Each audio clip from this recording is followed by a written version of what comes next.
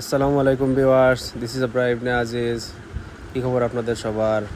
আসলে আমাদের সিলেটের শাহপুরার এলাকায় ছাত্রদের ওরা যে ট্রাফিকের কাজটা করতেছে দেখে খুবই ভালো লাগছে। আসলে অনুভূতিটা প্রকাশ করার মতো না। অ্যান্ড সব কিছু খুব সুশৃঙ্খলভাবে চলাফেরা করতেছে, কোনো ঝামেলা হচ্ছে না। নতুন বিজয়ে, নতুন স্বাধীনতায় আমি আশা করি আমাদের বিদ্যুৎ অফিস, বিভিন্ন সরকারি অফিস, দপ্তর, মন্ত্রণালয়, আমাদের বাংলাদেশ বিমান, বিভিন্ন সরকারি অফিস আদালতের আশা করি যত সব দুর্নীতি আছে সব কিছু মুক্ত হবে বাংলাদেশ, এই আশা করছি।